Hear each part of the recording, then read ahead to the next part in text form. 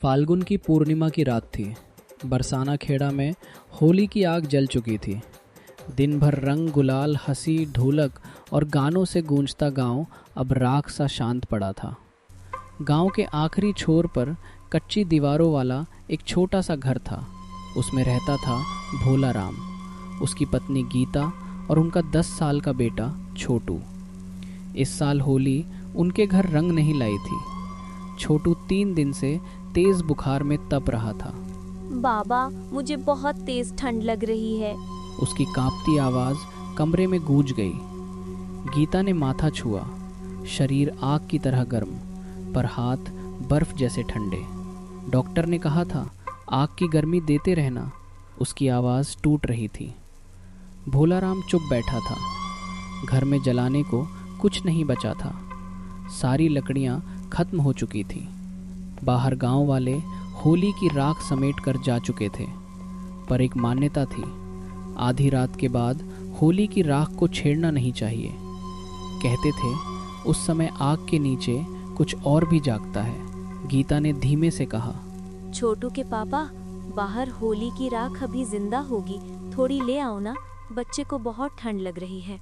भोला राम के चेहरे पर डर साफ था। उसने कहा, इस वक्त नहीं, नहीं। लोग कहते हैं होली की रात बाहर जाना मतलब मौत के मुंह में जाना। गीता की आंखों से आंसू बह निकले। वो बोली, डर से बेटा बच जाएगा क्या? हिम्मत करके भोला राम बाहर निकल गया।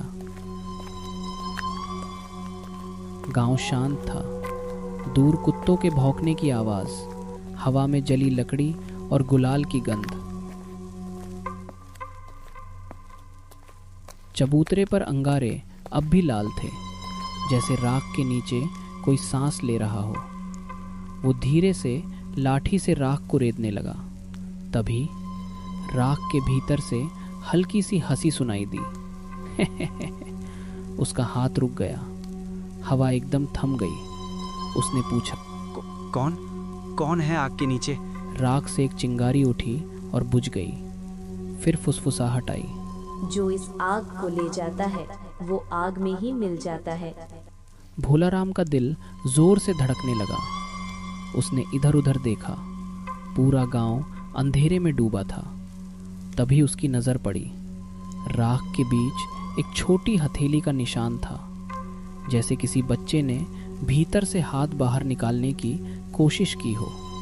उसे पिछले साल की होली याद आई। भीड़ में धक्का लगा था। एक बच्चा गिर पड़ा था और आग में समा गया था। गांव ने दुर्घटना बोलकर बात दबा दी थी। तभी पीछे से भोला राम के बेटे की आवाज़ आई, पापा, मुझे बहुत ठंड लग रही है। भोला राम ने पीछे देखा। कोई नहीं था। भोला राम खुद से कहता है, नहीं नहीं, मेरा बेटा तो घर पर है। ये मेरे बेटे की आवाज़ नहीं हो सकती है। भोला राम पीछे हट गया। अचानक राख तेज चमकने लगी। धुएं की एक आकृति उठी।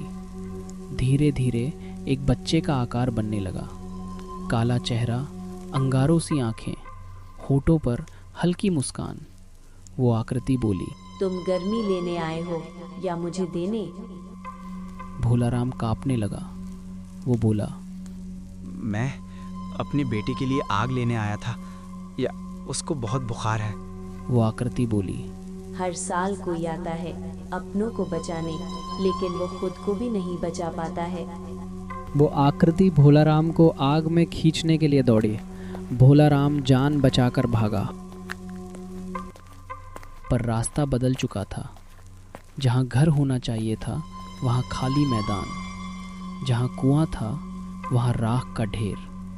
पीछे से आवाज़ आई, आग लेने आए थे, अब आग ही बन जाओगे। अचानक सब शांत हो गया। चारों तरफ बस अंधेरा ही अंधेरा छा गया। सुबह गांव वाले चबूतरे पर जमा हुए। राख के बीच एक आदमी पड़ा था। ठंडा शरीर, चेहरा राख से सना हुआ। वो भोला राम था। उधर उसके घर में छोटू का बुखार उतर चुका था। वो गहरी नींद में था। गीता दरवाजे पर बैठी थी। उसकी आंखें सूनी थीं। शायद वो समझ चुकी थी, आग ने कीमत ले ली है।